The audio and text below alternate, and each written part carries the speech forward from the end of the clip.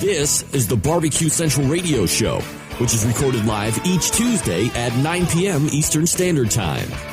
The BBQ Central Radio Show is being brought to you by the BBQ Guru, the original creators of automatic temperature control devices, now offering 4 different models for you to choose from. Rest easy knowing that the BBQ Guru is controlling your temperature so you can get on with your life. Visit bbqguru.com or call 800-288-GURU for more information. And by Fred's Music and Tasty Licks BBQ Supply, your online barbecue and grilling superstore. From cookers to grills, wood chips and chunks, and everything in between. Also be sure to try the Tasty Licks barbecue brand of rubs and sauces. Check Fred out online at tastylicksbbq.com. And by Stephen DeFranco Jewelers. Located in beautiful Willoughby, Ohio, Stephen DeFranco Jewelers is a family-owned and operated business looking to service the great folks of the barbecue and grilling world. Get free shipping and big discounts by mentioning my name and the term Barbecue Brother. Check out their inventory by visiting StephenDeFranco.com. And by Butcher Barbecue, with 30 years of experience in retail, wholesale, meat markets, food service, and customer service. Using that experience, everything they do and sell at Butcher's Barbecue comes from real-world knowledge. Check out their award-winning spices, sauces, marinades, and injections by visiting ButcherBBQ.com. Always trust your butcher. And by Green Mountain Grills.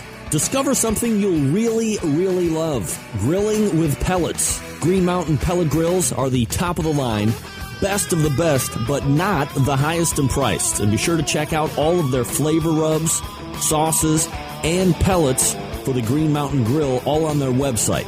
Visit greenmountaingrills.com to peruse the entire products portfolio. And by Barbecuer's Delight Wood Pellets. 2/3 oak, 1/3 flavor wood, giving you that perfect combination of BTU burn and sweet, succulent smoke you're looking to get all over your meat. A wide variety of flavors, so please go to the website to check it out and get yours today. Barbecuer's Delight, which is bbqrsdelight.com. Hey, this is Helen Paradise from SoCal, and you are listening to the BBQ Central Show. Joe B's is only $99 for a big 6-month supply with free shipping, and you get a 7th month free. That's less than 50 cents a day for energy and to feel great. Go to joebees.com. So to get that perfect barbecue, you use wood. Are you sure it's safe? Whatever. We put the lighter fluid on, strike the match, and oh! Should we call the fire department? That might be a good idea.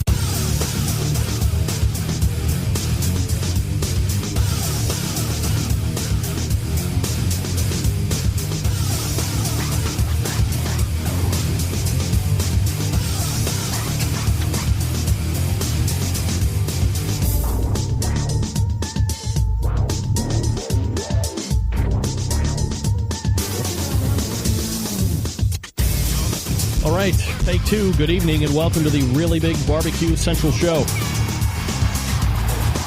The show that talks about all things important to the world of barbecue and grilling. Broadcasting live and direct from the Rock and Roll Hall of Fame city of Cleveland, Ohio. I am your program host, Greg Rempe. Happy to have you aboard here on your Tuesday. Want to get in touch with the show? You can do it one of 2 ways. It's a toll-free call, 877-448-0433. You can also email the show, Greg at thebbqcentralshow.com. Those are the 2 ways to get in touch with me. Anything else you want to find out about the show, you can go to the website, thebbqcentralshow.com. Here's what's happening. You asked for it. Coming up in now 6 minutes. First ever Judges Roundtable, ladies and gentlemen. Did I just say? Is there an echo in here? We moved to the second hour. And Finding Me will be having a conversation right at the top of the show, which I rarely do. With host of Broad Topics, Laura Nickerson. Laura is exactly opposite of me on LA Talk Radio. So we'll be talking with her. 14 past the hour. David Qualls will join me. He is the creator of Smoking at the Run, also part of the team of American Dream Barbecue team, so we'll talk to him. 35 past the hour, it's an open segment. You get to talk about whatever. A lot of people have been clamoring. I told people, look, when I've left segments open on purpose, Rarely does it work. So now I have to reprove myself. So there's what's happening here on the show tonight. Blast off an email right now. Twitter it, Facebook it, whatever you do social media-wise. Everybody know the show's on. OutdoorCookingChannel.com is the place to send them to. Also, don't forget, if you've always wanted to get into Internet Protocol TV or IPTV, Roku is the way to go. The Outdoor Cooking Channel is on Roku, and as of last count, just over 40,000 subscribers. Be one of them. You can get it at Best Buy and places like that. We do have the giveaways tonight. Brian Corbett of Smokin' Scully's giving away another 6-pack of his competition sauce. There's another $10 gift card at the BBQSuperstore.com. And one more barbecue serograph, which is a picture. It looks like this. And you have the opportunity of winning that as well. So very excited. Also, ladies and gentlemen, be under no certain impressions that week 2 of the Chad Ward Whiskey Bent Barbecue boycott. It is on, it is alive, and well, he is, by my own account, a full-fledged welcher, a deadbeat when it comes to paying up on his lost barbecue bets. This is, quite frankly, a travesty. When it comes to the brotherhood of barbecue, we will not stop this boycott until all debts are paid in full. That's right. Come on now, Chadley. You're better than that. Pay up, you welcher. Pay up. Shave that face. Don't make me come down to Lakeland, boy. Don't make me come down to Lakeland. With a couple of minutes that I do have left, this kind of sucks because I had some time allotted for this in the open portion before I, didn't come out. Today marks, well, actually it'll be 2 days from now, but the 5th is good enough. Today marks the 5th year of the live Barbecue Central show. 5th year. All the way back in 2007 we started this.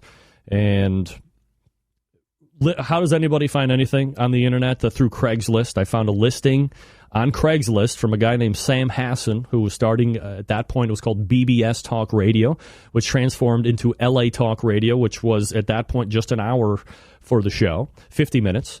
And then interest in the show grew. We added cameras. We added better sound equipment. We added better guests. I became a better host instead of that sucky guy that you heard all the way back when. Big stuff out of here. And we have grown this bad boy into the only show of its kind on any type of radio, other internet shows, television shows, radio shows. It's just, I guess we can rename the show now just the Barbecue Central Show. It's not just radio anymore because you can see me, much to my dismay. And all of this stuff. So, what can I tell you?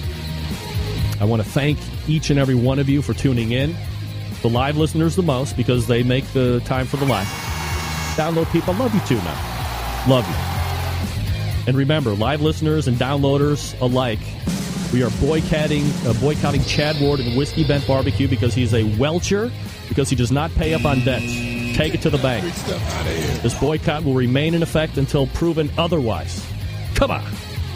Come on. All right. Enough about me and Chad being a welcher. Let's move on. Gang, March 15th and 16th, Smokin' at the Run barbecue contest will be held at the Buffalo Run Hotel and Casino in Miami, Oklahoma. This is a first-time KCBS sanctioned event. $7,500 overall purse. I will be hosting this event, ladies and gentlemen. Yes. Entry fee is $200. You get a 20x40 spot. It's on pavement. There are a few electrical spots with 20 and 30 amp runs as well. Don't wait around. Visit BuffaloRun.com. Then click on the banner on the homepage. Full details and contact information can be found right there. Kick the competition season off in spectacular fashion by joining me, along with many other pitmasters who will be vying to be the first grand champion at this event. This competition is well organized, and it's going to be done by David Qualls, who we'll have on in the second hour. He's a competition cook. He knows what it's like to cook in a well-run contest, and he's going to put together a great event for you. So again, head on over to BuffaloRun.com and click on the Smokin' at the Run banner for more info and to get your application for entry submitted. $200, $7,500 guaranteed Benjamins payout, and me hosting the event. Yeah! It's got to be worth the $200, right? And airfare and wherever else you're coming in from. Absolutely. We're going to have a great time. I would love to see you out there as well, March 15th and 16th, so it's coming up. Smoking at the Run in Miami, Oklahoma at the world-famous Buffalo Run Hotel and Casino. Again, the website, buffalorun.com. That's buffalorun.com. How about that? How about that? Love it. You join me out there, I guarantee you we're going to have a great time. Plus, if you compete, you might be the first person to say, hey, I remember way back when I won that event the first time in 2013. David Qualls is going to put on an excellent event. I'm going to host an excellent event. It's going to be an excellent event all around. Damn straight. Damn skippy. All right, well, we're going to load up for a judges roundtable, first ever. You stick around for that. I'm going to load up the panel, and we'll be right back. You're listening and watching The BBQ Show or The BBQ Central Show right here on the BBQ Central Networks.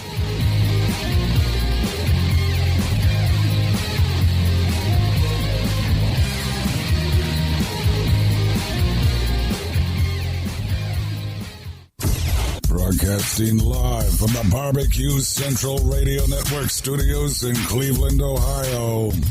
You're listening to the BBQ Central Radio Show. Once again, here's your host, Greg Rempe.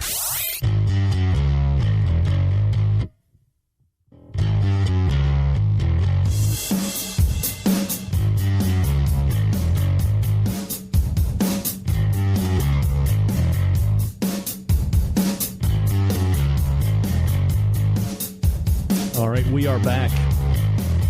877-448-0433. Greg at the BBQCentralShow.com. Those are the two ways to get in touch with me if you want to do it. Second hour, broad topics. Second hour, David Qualls. Second hour, open segment.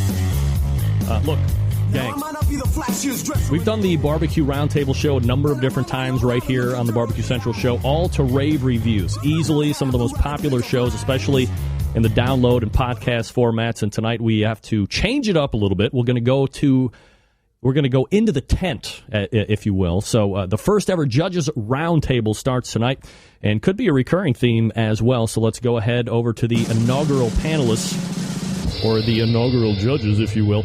Wayne Brown, BJ Hoffman, and Brian Polak joining me here on the show. Gentlemen, appreciate you joining me. Let me do a quick sound check, make sure we do have everybody. Just say here, Wayne. Wayne. Hey, I'm here. Wayne is here. Brian. I'm here. And BJ. BJ, you there, buddy?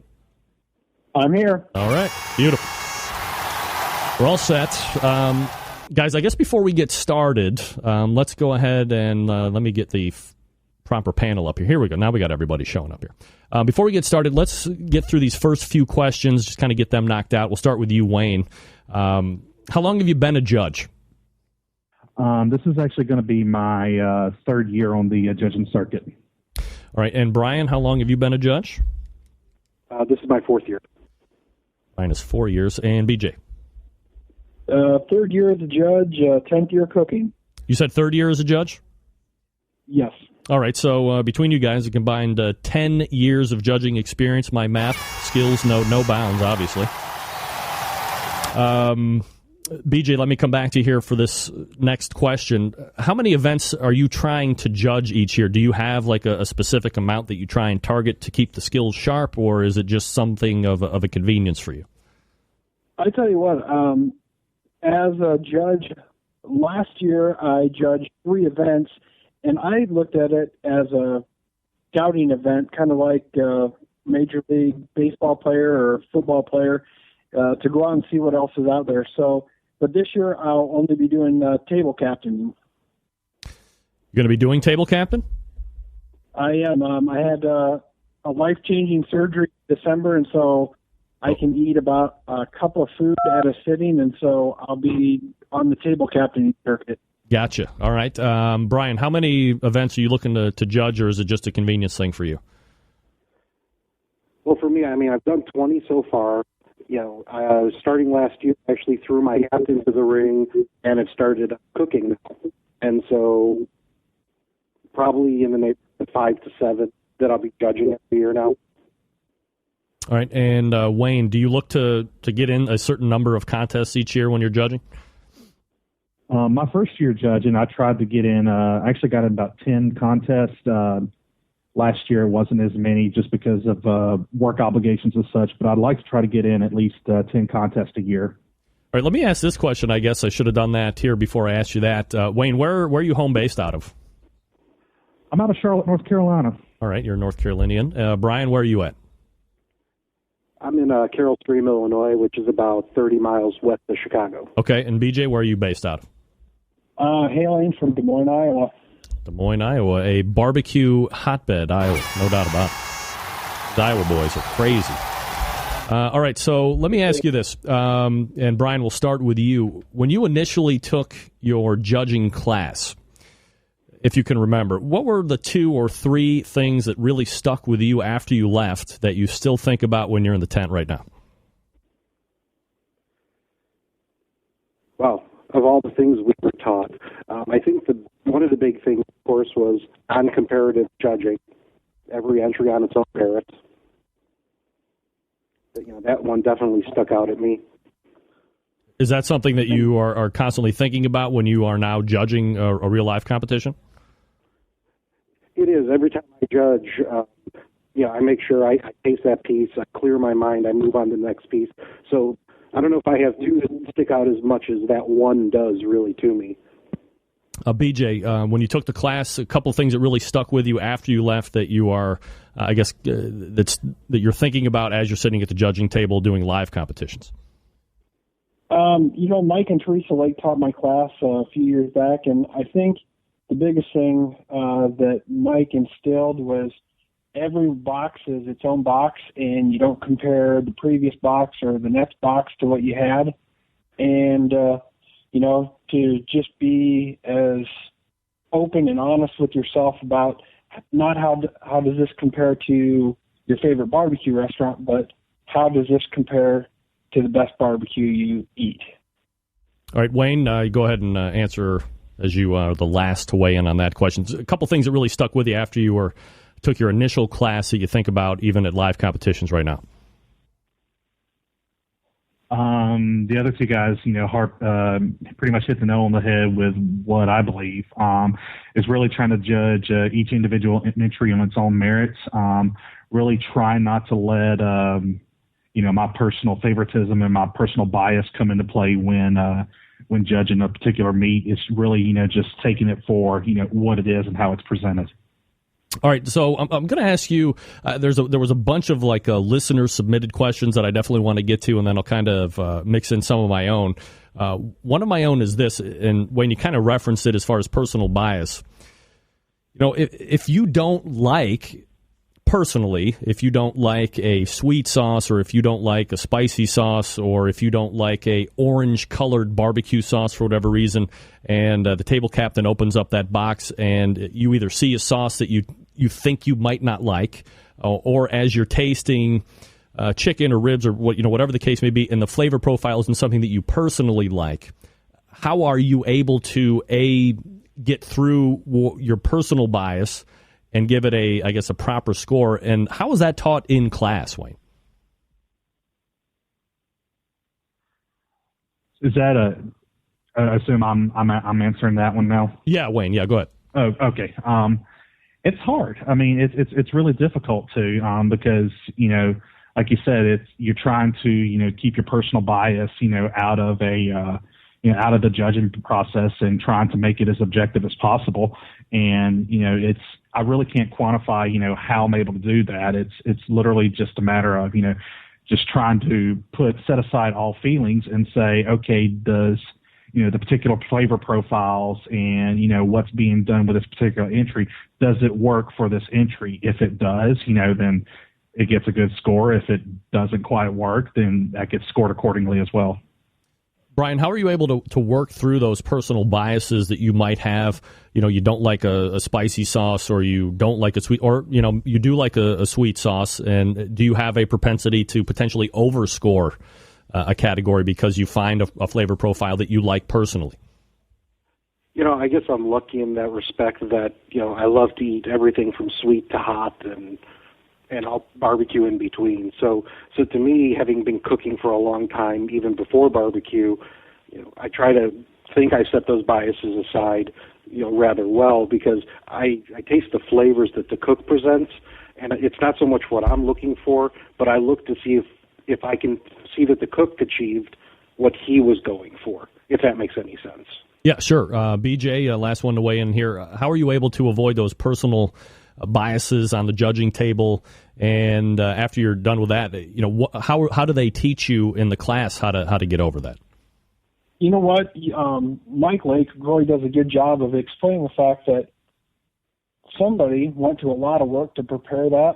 So you got to be open-minded and take it for what it is. And, you don't know if you're kind of prejudiced against that orange sauce or, a really molassesy looking sauce or tasting. You don't know until you try it. So keeping that open mind and realize somebody put some time, effort, and money towards it, is the way I look at it. And somebody did something that they didn't have to do to get that in front of you. Wayne Brown, Brian Polak, and BJ Hoffman joining me here on the Judges Roundtable. All right, guys, I'm going to sprinkle in some Facebook questions here, so go ahead and answer it, Will, and we'll start with Brian here first. Garnish versus no garnish. Would it matter if there was garnish in the box at all? If the box was full of meat, would you still like to see garnish in the box if the meat was, or if the box was full of meat, Brian? I don't have a preference for garnish or not, and in some ways I know there's a huge debate about eliminating garnish altogether. I think, I look at the meat, I judge the meat for what it is, whether there's garnish or not. If it's a 5, it's a 5. It's a 9, it's a 9. So to me, it doesn't matter either way. BJ, if garnish was there, go ahead.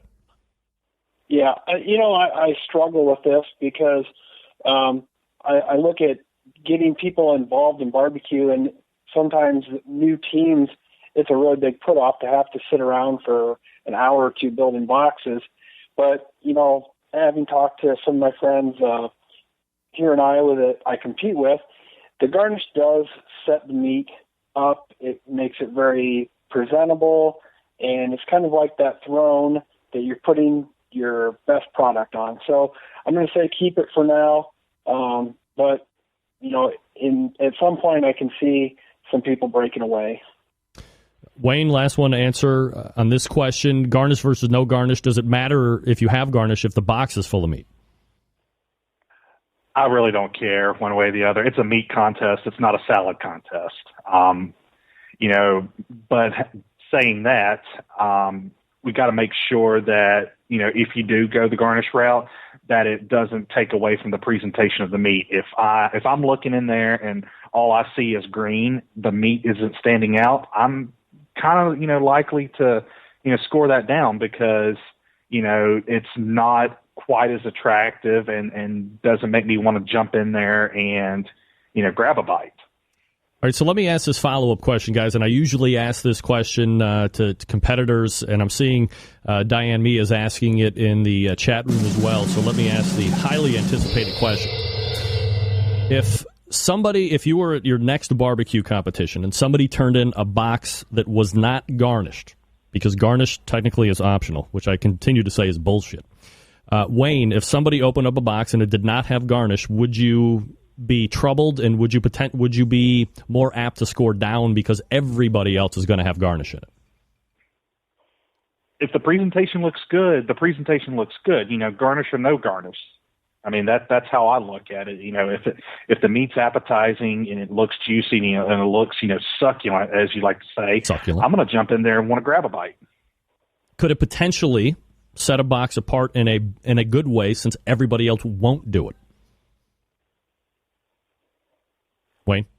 I'm sorry. Say that again. I said, could it potentially work in a team's favor if they don't garnish and everything is succulent, as you said, and everybody else is obviously going to garnish? Is that something that could set them apart?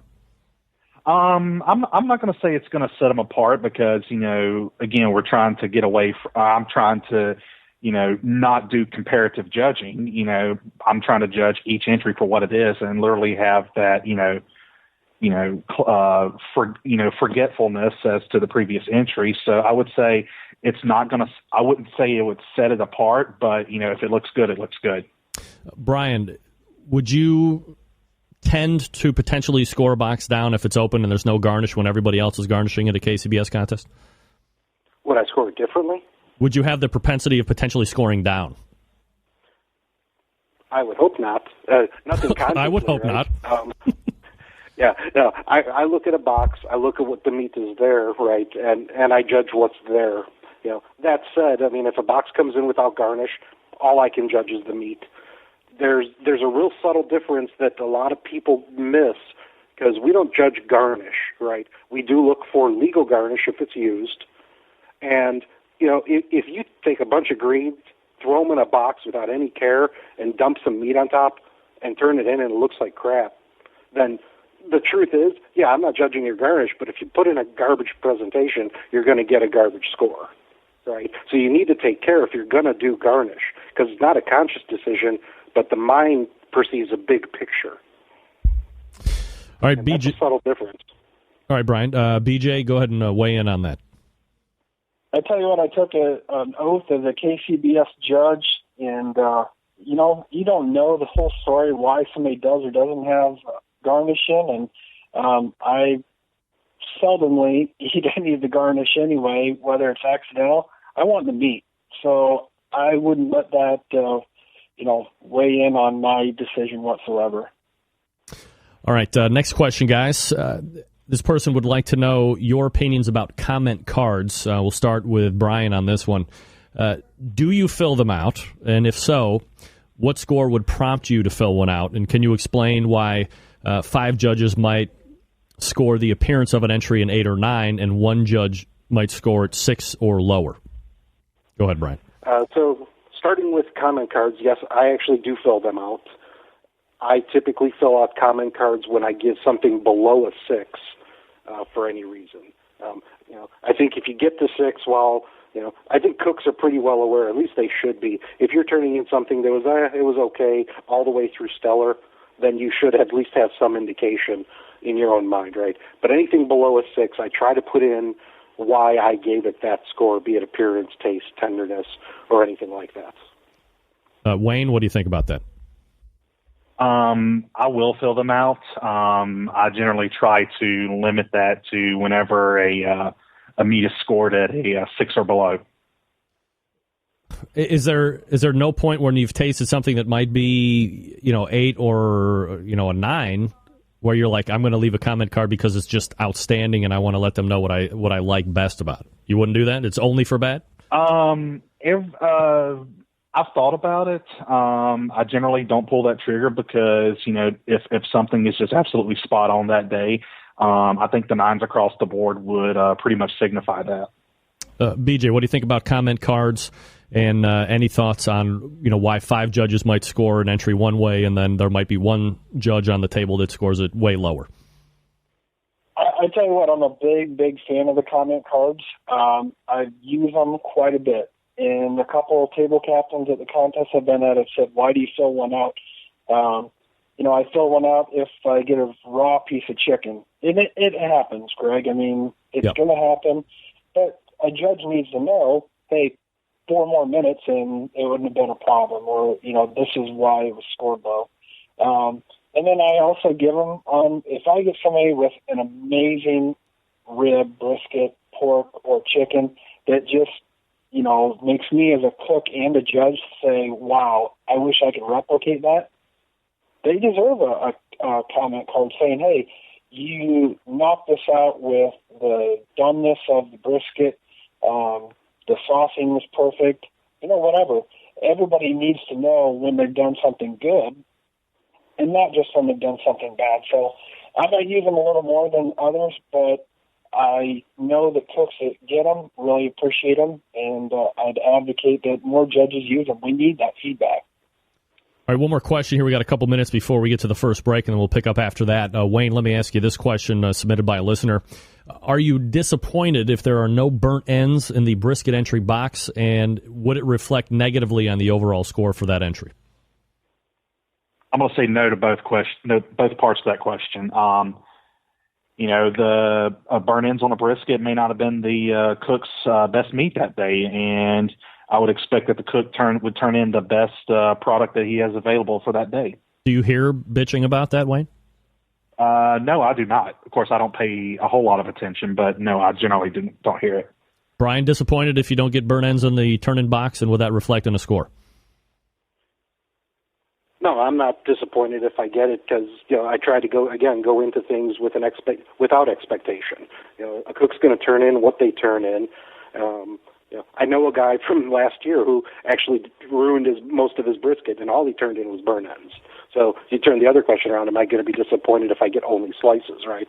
Or I'm sorry, only burn ends and no slices. So no, I wouldn't score down for anything like that. BJ, any bitterness if there's no burn ends in the box, and will you score down? No, I just want the cook to turn in the best product he or she has that day, and I want, the best that they have. And if you're bitter about that, and that kind of means you're coming into the judging tent with a preconceived notion of, well, I'm not going to judge a box without or with burn ends like I'm going to judge another. So you're really doing a disservice to every cook there if you're not being honest with yourself and taking each box as it comes. All right, guys, I'll turn you down here just for a second. We'll pick up right after the break. We're talking with Wayne Brown, Brian Polak, BJ Hoffman. Combined 10 years of judging experience between them for the Kansas City Barbecue Society. It's the first ever judges roundtable and going extravagantly well right now, if I may say so myself. Pat on the back. Happy 5th year anniversary with a great show, at least for the first hour. All right, gang, let me quickly tell you about Tasty Licks Barbecue Supply. Fred Bernardo, the gang over there, top-notch individuals, people that I refer out constantly, not just because they sponsor the show. I do business with Fred. I did business with Fred prior to him even coming on the show, which is how much I like him. And then once we were able to partner, I felt very good about it. Because, look, there's unsavory businesses and creeping marauders on the internet all over the place, right? No doubt about it. So if you're looking for an item that you don't have in your hometown or the next town over from that or whatever, you're forced to go on the internet and you're going to be buying stuff. And if you've been jammed up on the internet before, your palms might start to sweat. You're thinking, well, if I lay out my money, am I even going to get the stuff that I want? Who knows? Am I getting jammed up on price? I want to deal with somebody that I can trust. Great news. The gang over at Tasty Licks has your back, relieves you of your internet buying stresses. They have one of the most complete inventories of barbecue and grilling items anywhere on the face of the earth. And all these items that you see on Fred's website are in stock, and they're ready to ship to you directly. They carry grills, smokers, ceramic cookers, electric cookers, various charcoal types, wood chunks and chips, cookbooks, accessories. If they don't have it, you don't need it. And on top of all of that, Fred carries many of the others' show sponsors, this show sponsor, right here in his store as well. So you're doing a 2-for-1, shopping at a sponsor, buying other sponsors' products from a sponsor. Best of both worlds, and undoubtedly. Don't forget that Tasty Licks has their own line of rubs and seasonings as well. Love the veggie blend. Got to try the veggie blend on your veggies. And coming up shortly, in just a couple weeks, the guys from Three Eyes Barbecue Team will be conducting a demo class.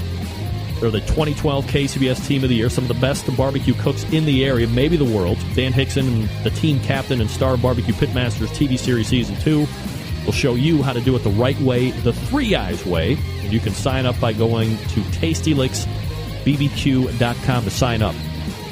That's where I get all my supplies. You should too. A trusted online retailer and proud sponsor of the show. Let Fred know you listen. You hear spots live every Tuesday. That's tastylicksbbq.com. tastylicksbbq.com. All right. We're going to reload and finish up this Judges Roundtable right after this. But straight away, your chance to win a 6-pack of Brian Corbett's Smokin' Scully's sauce. Get those fat fingers ready, Central Lights. Your turn to win now.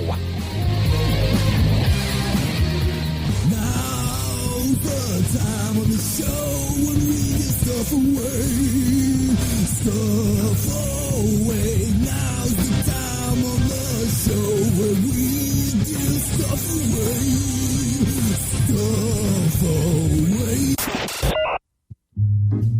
Or as promised, Brian Corbett's Smokin' Scully's. I believe it's called Leave the Bones barbecue sauce. It's our competition sauce. It's up for grab. You don't get 1, you don't get 4, you don't get 5. You get 6 bottles of this sauce, if you can believe it. All free of charge. Compliments of Brian Corbett and Smokin' Scullies. All you have to do is shoot me an email, and in the subject line, 5th year anniversary, awesome. 5th year anniversary, awesome. Because I'm a nice guy, I don't even care if you spell it right. Just get it in. Your chance for Smokin' Scullies, a 6-pack of their sauce. Good luck. Get in the smoke. Call 877-448-0433 to get on the air. Now, here's your host, Greg Rempe. Big B, Moonshine Band, Suburban Noise Records. Let's go! All right, gang, we are back. Give me 2 shots. 877-448-0433. We do have a winner. Congratulations to Mark Gabrick, or Gabrick, however you say it. Mark, shoot me your shipping info, buddy, and we'll get that out to you. All right, let's go ahead and return back to the Judges Roundtable. We're joined by Wayne Brown, Brian Polak, and B.J. Hoffman. We'll go to another listener-submitted question here, gentlemen. I appreciate you hanging with me through the break. B.J., we'll start with you. Do you go out of your way to help newbies? And I guess what they mean is get involved before and between categories. Where do they really start with for a number? And are they remembering stuff from the class, or is this just stuff that you have garnered with experience over time? I tell you what, there's not many contests anymore that your place setting isn't assigned to you.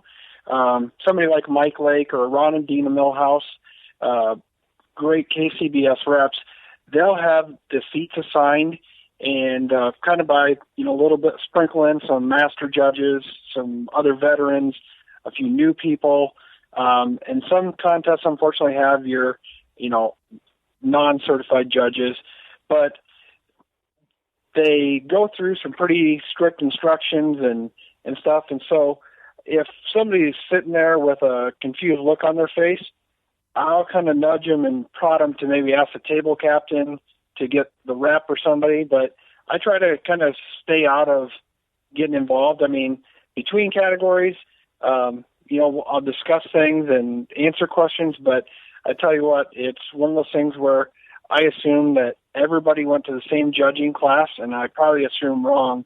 But I let them do their own thing. Brian, how do you help out the newbies, and are you talking to them in between categories? I am talking to them. I've run into table captains who usually ask everyone about their experience levels at the table to get a gauge for what they're in for, and I've done that as well from the table captain side. And it's nice to know who your newbies are because they may need a little bit of extra help between categories in terms of discussion. To your point, exactly what are they doing from class? Sometimes they do get nervous that they're going to score too high or too low, or so they like to have that interaction to help validate what they're doing, especially on their very first contest or so. Wayne, helping newbies and talking to them in between categories?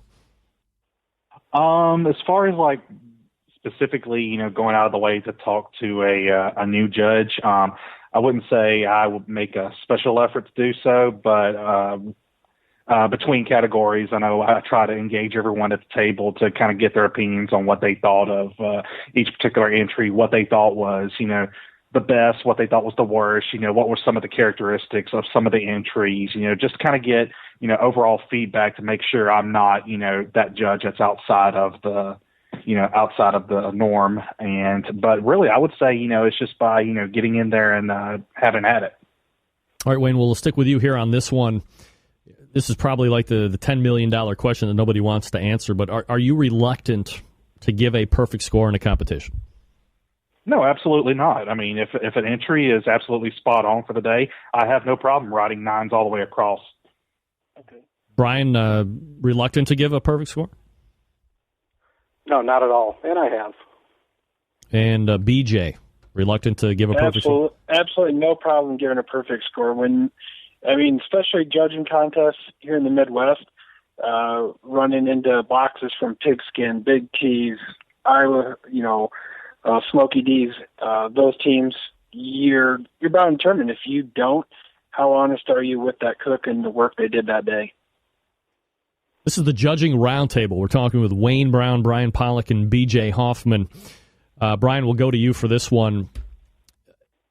Do you have advice for someone new entering the competition circuit on, I guess, as a judge, how you would suggest them going about nailing what is tantamount to an ever-changing flavor profile? Wow. And here, my advice actually to somebody breaking into competition was actually not so much about flavor, I guess. So I hope you don't mind if I break from that. No, go ahead. It's really more, to me, it's more about get someone from your team through that judging class. It doesn't help you to walk into a contest blind and cook and not have any idea what that sanctioning body is teaching their judges to look for. Get some, even if they're never going to judge a competition in the rest of their career, get through that class so you at least know what everyone else is being told. BJ, any thoughts? You know, I couldn't agree with him more. As a competitor, after we went through the judging class, things turned around. But I just think one of the big resources out there is a lot of judges, it seems like, are taken back by what they see when they open the box. I can't believe, that some of these cooks are so meticulous. So going to like a website like barbecuecritic.com and seeing all these boxes from all over the country, so you're not just shocked and enamored by what you see. That's probably one of the best resources that I can think of. And so I would encourage every judge to go over there and see what's being turned in so you're not shocked when you open that box. Wayne, quick hit question. Do you think that the majority of pitmasters are cooking barbecue that they would not eat in their own backyard? I don't know. I mean, some say yes, some say no. It really just depends. I can't answer that one way or the other. You can't put a percentage on it? Just a scientific wild-ass guess. I'd say 50-50. Brian, percentage guess on what pitmasters are cooking the stuff they would eat in their backyard but turning in at competitions? Wow. I'd probably go maybe a little less than 50-50. I think what they're cooking at home, if it's just for eating, it's probably not getting the same attention necessarily for what they're turning in. BJ, a percentage guess? I would bet 90% of the competition cooks are not cooking the same thing for home. I don't know many competition cooks that would use some of the sauces that we're, as a cook, that you get in that judging box on a Saturday afternoon. So I would think it'd be pretty high. Yeah, I would probably say 90-10 as well, and I don't know what the hell I'm talking about. Next question, we'll go to Wayne Brown on this one. Has to do with chicken. Do you dissect chicken to determine tenderness score? No, I generally take 2 bites. And generally from the 2 bites, I can, determine a good tenderness score. I'm not going to try to pick a, piece of chicken apart, try to find any kind of flaws with it. Brian, are you breaking out the scalpel and the microscope? No, I'm only dissecting chicken at the table to make sure it's cooked through so I'm not biting into raw chicken. What about you, BJ? Breaking out any utensils that you would find on a coroner's table to test tenderness of chicken? No, nothing like that. Only thing I'd say is I'm really particular. If you put a chicken breast in the box and some thighs, I'm going to try both, so they better both be, good. Otherwise, if the breast is dry and chewy, I'm going to go with that score rather than if your thigh was amazingly moist and tender. So that's just a good thing to remember. If you're going to put 2 kinds of meat in the box, they better both be equally as amazing as the other. B.J. Hoffman, Brian Polak, and Wayne Brown joining me here on the Judges Roundtable. We press on, gentlemen. This is an odd question because I guess one of my biggest bitches about competitions and why one of the things that make me not want to jump right into it is the fact that over the last 3 or 4 years, you've had a large proliferation of cooking classes from a lot of these competition teams and what I've called the vanillaing of flavor profiles. So, Wayne, we'll start with you. Are you always looking for the same flavor profile in order for there to be somebody getting a leg up on somebody else, or how does it work for you? I would say no, I'm not looking for the same flavor profiles because they could widely vary from entry to entry and be totally different, yet still work for each respective entry. So I would say no, I'm not looking for specific flavor profiles. What about you, Brian? No, I don't expect anything when I bite into it. I wait for that piece of meat, chicken, pork, whatever it is, to tell me what it has that the cook put into it. So the cooking classes that are going on, because you're right, there's tons of them out there. I think those are huge helps for the cook, maybe to teach them the ways that the successful folks are winning. But as far as my perspective of what to expect, it doesn't change. BJ, any preconceived flavor profile deals for you? No, I want to be surprised, amazed, try something new. And, I've been to Big T's and Tippy Canoe barbecue class. And, Ryan and Joe be the first ones to tell you got to do something on your own to stand out. So as a judge, you're hoping to get something that somebody's done to stand out. Let me ask a follow-up question to that, BJ. We'll stick with you. Do you find overall on the whole that a lot of the stuff is tasting the same? Well, I don't know.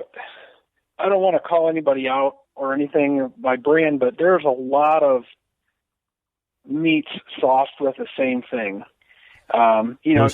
Anybody can guess those sauces, but, you hate to run into that. So when you open that box of chicken or pork or brisket or ribs and, they all look the same, you're just praying that, hey, the next box, there's going to be something that much better, even though it's going to look identical. So you just hope that people are, getting those creative juices flowing and doing something to set themselves apart still. Brian, do you find that on the whole flavor profiles are kind of similar? I'd say there's probably a big chunk, that I think about over the last couple of years that have really grown into kind of the middle of the bell curve that people are going for, becoming real commonplace. But I'd say 4 out of 10 are in that big chunk, or 5 out of 10. The rest are stragglers to more sweet or hot. Wayne, your thought?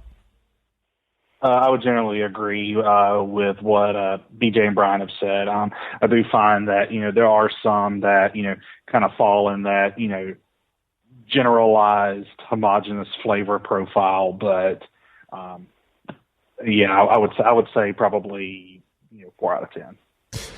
All right, guys, I got a couple minutes left here, so we'll try and cram in as many questions as possible. Brian, we'll start with you. If a judge recognizes a box, do you think that they might be inclined to already score it high or low, depending on who the team might be if they recognize it?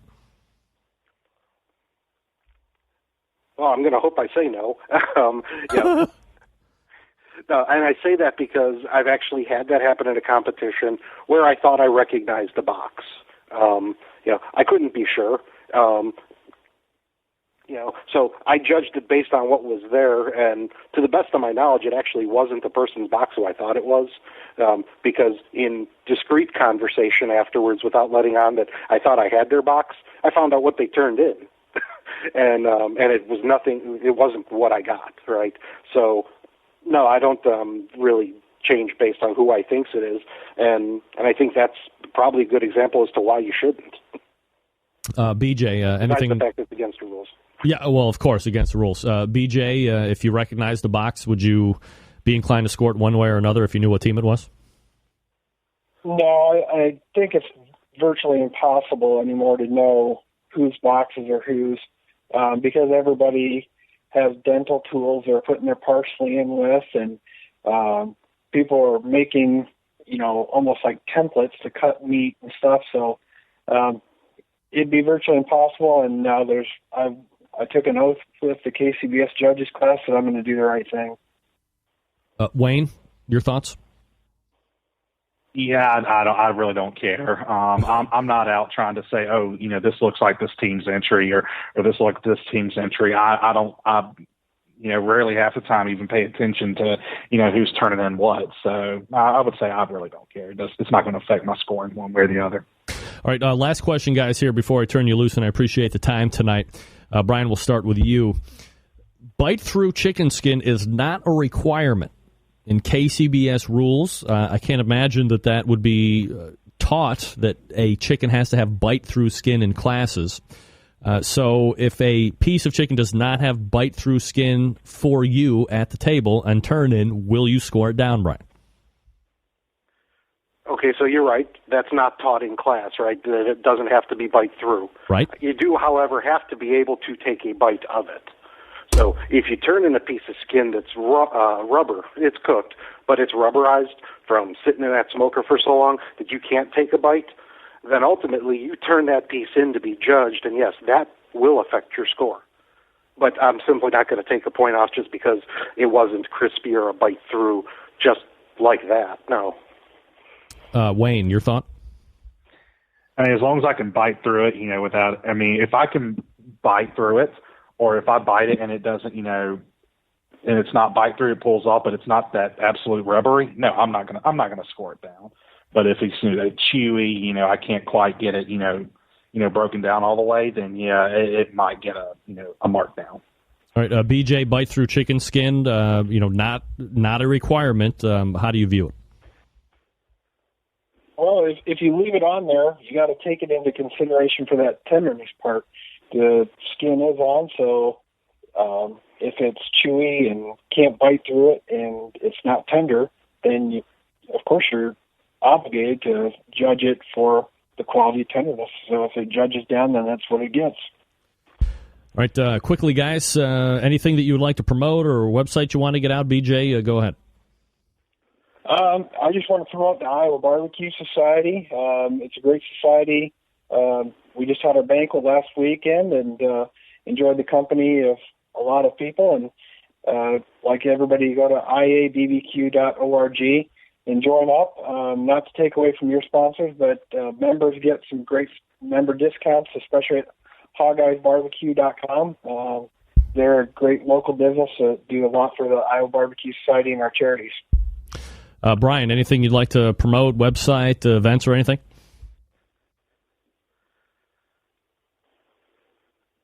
Who is that? Brian? Oh, sorry. I missed the name. Well, no, not necessarily, but, my new team started last year, designated smoking area, so I'm hoping to see some of you folks out there to see the name come by and wave. And congratulations on your milestone for the show. That's great. Brian, thank you for the ass-kissing. I appreciate that. You're my favorite tonight so far. Big Wayner, anything you'd like to promote? Two things. First off, I've been getting messages from a certain radio talk show host that you've been boycotting, who's been saying he's been willing to cut off his 6-inch beast live on the air for you. Well, I've heard that one before, Wayne. Yeah, that worked out too well for me. Oh, well. I guess we'll see. But the other thing is, if you get a chance, come check out my blog, bigwaynerbbq.com. Do rub sauce reviews, product reviews, contest recaps, pretty much anything I can get my hands on. So come check it out, bigwaynerbbq.com. All right, Wayne Brown, Brian Polak, BJ Hoffman, the initial panelists right here on the Judges Roundtable, which I'm sure we'll do again. Guys, appreciate the time tonight. Thanks so much for coming on. Thanks, Greg. You got it. There they are. Look at these guys. Pros already. Had to get the bite through chickens question in, of course. All right, quickly. Let me tell you about Stephen DeFranco of Stephen DeFranco Jewelers. StephenDeFranco.com is the place to go. Guys and gals, guess what? In roughly 9 days from now, Valentine's Day. Ladies, get your fellows one of these here. It's a Bulova Precisionist watch. All you have to do is go to StephenDeFranco.com, or you can call them toll-free, 440-943-2700. Tell them you want the barbecue brother or sister discount. Ask for Steve when you call, 440-943-2700. He'll hook you up with all the great stuff, all the great pricing, ships free, Watches get an extra year of warranty, batteries for life. You can do free engraving if you want. It's gift wrap. It's sent to you free of charge. Same thing with all the jewelry out there. I do only all of my jewelry stuff at Stephen DeFranco's. You should too. I mean, you don't want to save money? You're better than me? Whatever. You go spend more money and I'll get better jewelry for less the cost. StephenDeFranco.com. That's StephenDeFranco.com. And then 440-943-2700. 440-943-2700. We'll come back to wrap the first hour right after this. Stick around. I'll be right back. Big name interviews, advice on cooking brisket and ribs, and the only host willing to share his honest opinion on all things important in the world of barbecue. It's the BBQ Central Show. All right. We are back. Thanks again to Wayne Brown, Brian Polak, BJ Hoffman for joining me on the first ever Judges Roundtable. Hope that was good for you guys. Good for me. It's good for you. It's good for me. Lots of questions that I didn't even get to. So we'll be able to assemble a new panel of judges and get some new takes from them next time we do that. That could be, literally, that could be a recurring monthly segment. Believe it or not. I do want to mention the fact that there was no archive of the show last week. So assuming the show makes it to archive fashion, January 29th, there was no live show. Well, there was a live show. That's why you got to tune in live, baby. But we crashed about 10:35, and we lost the video file was corrupted because of the crash. Lost all the audio files, so that's why there is no January 29th show. So I apologize for that. Fingers crossed here for this one, folks. Top of the hour interview coming up. And then we also have David Qualls at 10:14. We have giveaways coming up in the second hour. We're locked and loaded. I'm going to get out, refuel. You do the same. You're listening to the Barbecue Central Show right here on the Barbecue Central Networks.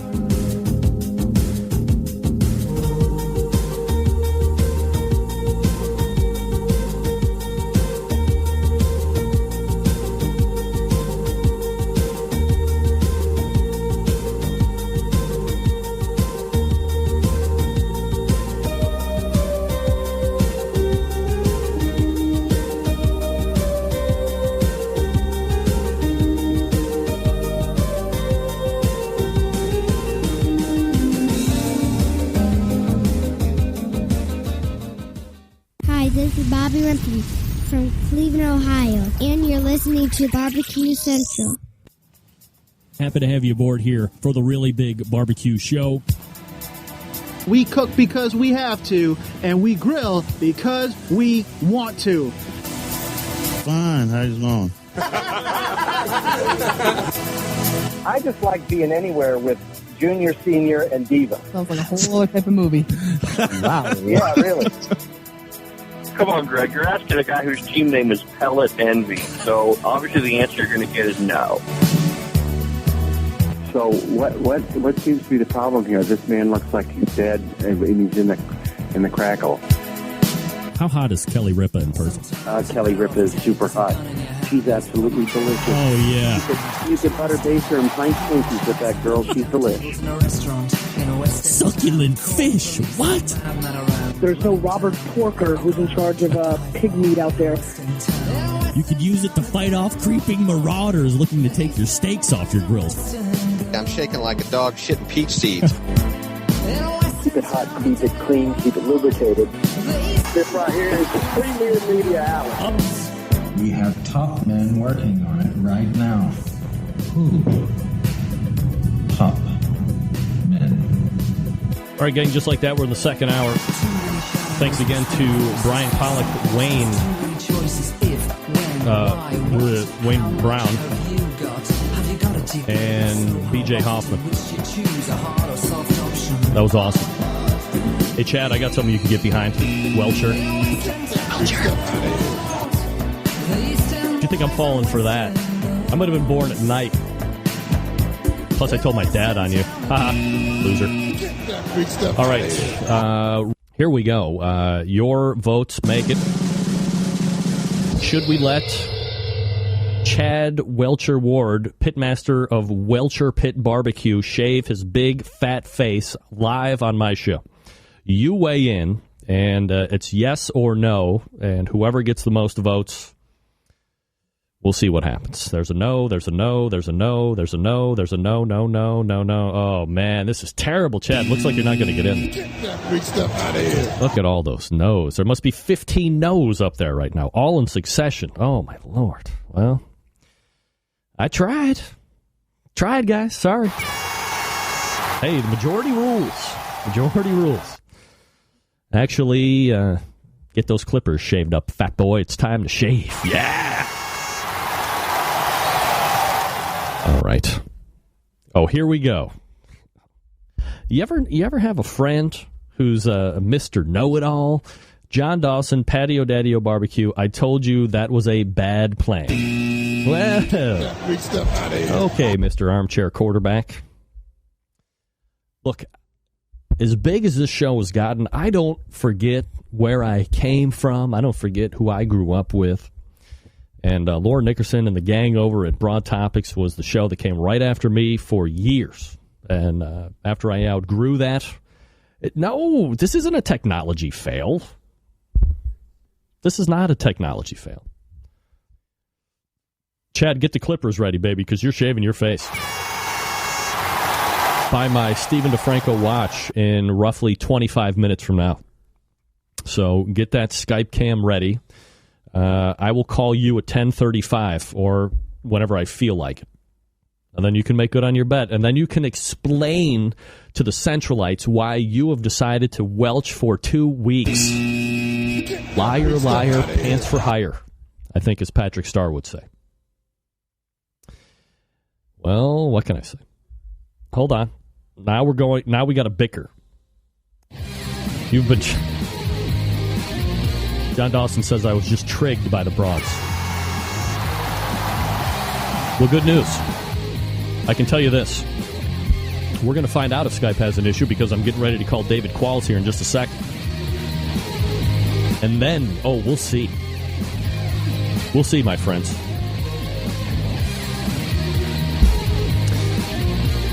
I have told 7 people this week, look, you want to step up that barbecue and grilling game? You know, get the right equipment, get a good pit. Don't cheap out and buy the El Cheapo Brakeman piece of crap. Get that big stuff out of here. They're like, well, what else can I do to be a winner?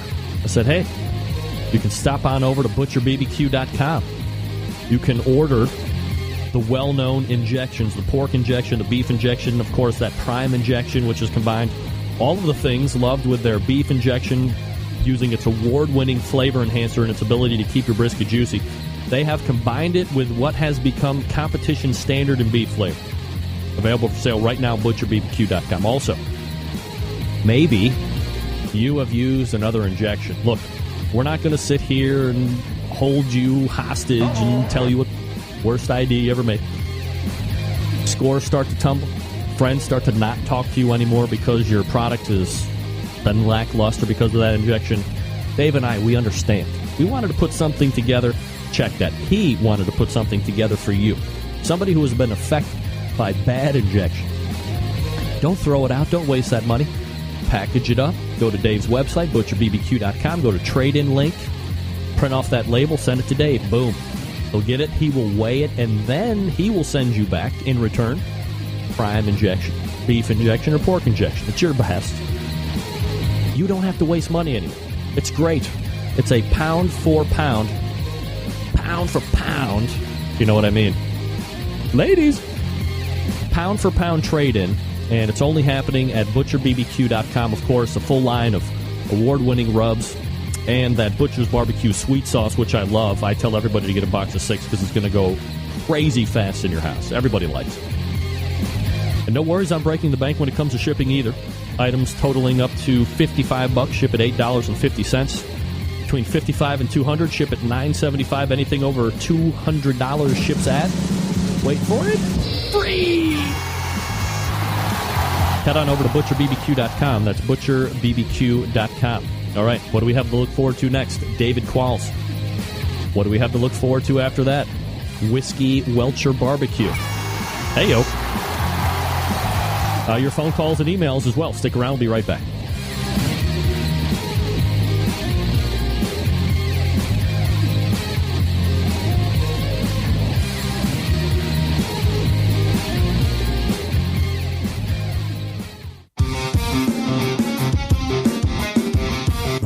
Broadcasting live from the BBQ Central Radio Network studios in Cleveland, Ohio. You're listening to the BBQ Central Radio Show. Once again, here's your host, Greg Rempe.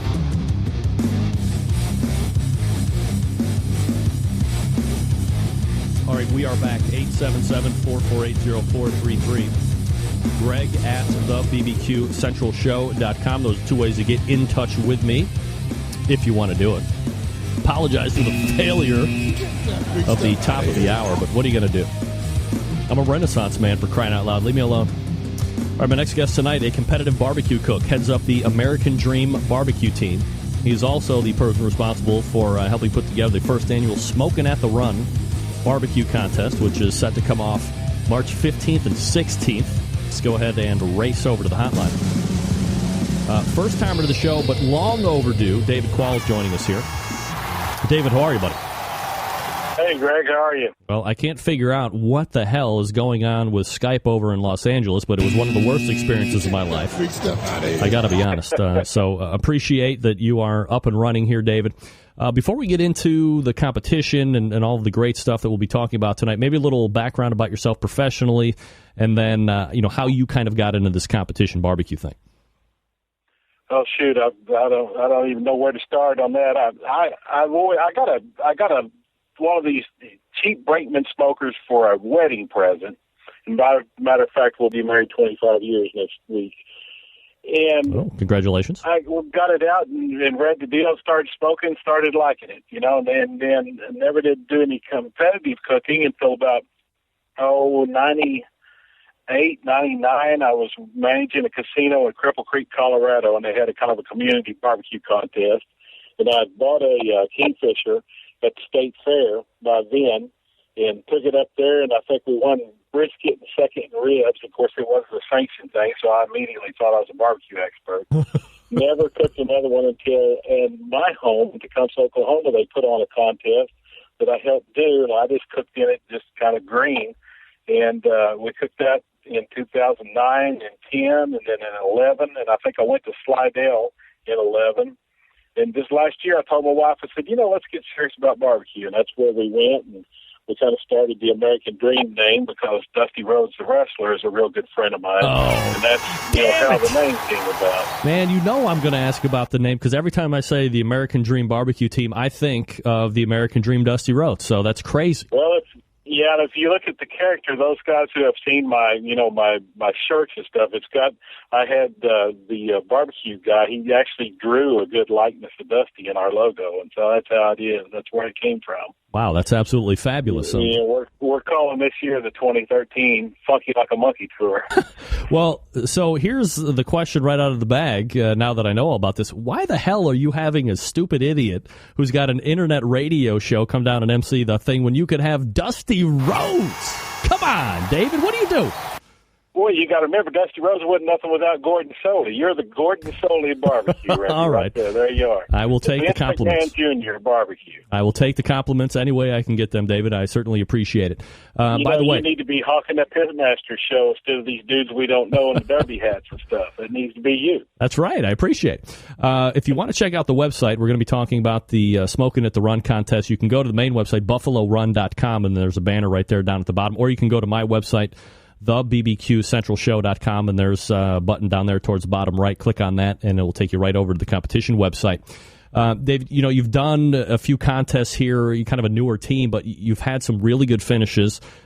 When did you start really thinking about putting together an event of your own? How does that come about? Well, we had always done the one in Tecumseh called Smoking Thing, which will be the first weekend in June, again this year in Tecumseh, Oklahoma. But there was no really early contests, around Oklahoma and in that northeast area. And so, I'm associated with the management of Buffalo Run Casino, so I talked to my partners and said, hey, let's have an early in the year sanctioned KCBS barbecue contest here at the casino. We'll do some things that'll draw people to town. We'll draw some teams to town to show what we can do. We're used to running facilities like that. We have an outdoor amphitheater that we've had 16,000 people there for Rascal Flats. We run the world's largest, richest poker run every year for the last 8 years, the Buffalo Bike Run. And so, doing a barbecue contest logistically would not be a challenge. Now, doing it on the third weekend of March will be a logistically weather challenge for us. But then again, we all know as cooks, if it's coming hell or high water or 6 foot of snow, we're still going to keep cooking. So we're going to be there. And it's an early year to break the rust, early in the year to do it. So that's why we picked that date and decided to let's give it a try. And if it works, we'll do it again next year and even make it bigger. Yeah, I guess that was kind of, my next question was, there are a few things that really make this Smoking at the Run kind of a unique contest. The first thing is the fact that it's a sanctioned contest by KCBS this early in the year, and it sounds like that was part of the attack. The other thing, of course, is the fact that this is a first-time contest, so there might be some pitmasters that are going to be able to say, hey, way back when I went to this first-time contest in Tecumseh, Oklahoma, or Miami, Oklahoma, and won this Smoking at the Run barbecue competition, took that grand championship. Do you think that there's a little bit of a take or a bring to that event to say they were the first one ever?